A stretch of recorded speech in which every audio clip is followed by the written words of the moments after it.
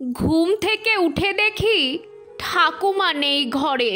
সারা বাড়ি আমি খুঁজে বেড়াই ঘুরে ঘুরে। সকাল থেকেই বাড়ির থমথমে পরিবেশ। বাবাও চুপচাপ, মায়ের মুখটা গম্ভীর বেশ।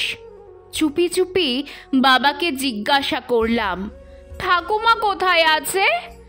বাবা বলল, ঠাকুমা দেশের বাড়ি চলে গেছে। হঠাৎ করে ঠাকুমা কেন গেল দেশের বাড়ি? ঠাকুমা ছাড়া থাকতে পারবো না, এবার আমি কি করি? মা বাবা অফিস যেত, আমরা থাকতাম দুজনে।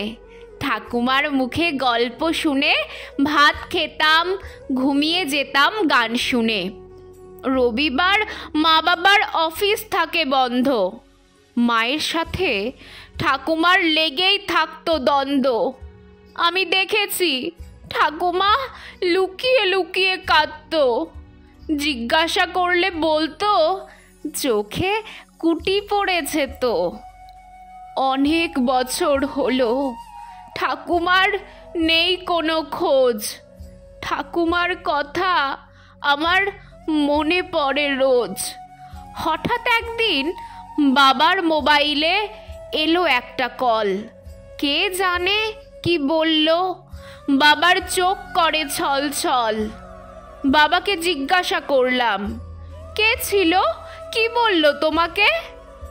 বাবা বলল, তোর ঠাকুমা খুবই অসুস্থ, যেতে হবে আমাদেরকে। আমি বললাম, চলো দেশের বাড়ি, ঠাকুমার কাছে। বাবা বলল, দেশের বাড়ি নয়, তোর ঠাকুমা বৃদ্ধাশ্রমে আছে।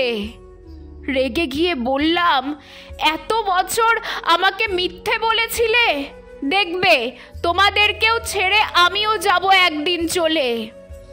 বৃদ্ধাশ্রমে গেলাম ঠাকুমাকে ফিরিয়ে আনবো বলে।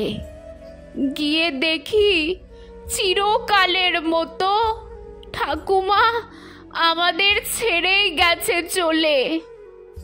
একটা চিঠি ঠাকুমা রেখে গেছে আমার জন্য। ঠাকুমার চিঠি পেয়ে আমি হলাম ধন্য। চিঠিতে লেখা আছে, প্রতিশ্রুতি দে দাদু ভাই আমাকে, কোনো দিন বৃদ্ধাশ্রমে পাঠাবি না মা বাবাকে। তুই ওদের একমাত্র সন্তান, থাকতে পারবে না তোকে ছাড়া। আমার সব কিছু থেকেও বৃদ্ধাশ্রমে ছিলাম হয়ে সর্বহারা। দে দাদু ভাই, কথা দে আমাকে, কোনো দিন দুঃখ দিবি না ওদেরকে। কথা দিলাম ঠাকুমা, কথা দিলাম তোমাকে, কোনো দিন বৃদ্ধাশ্রমে পাঠাবো না মা বাবাকে।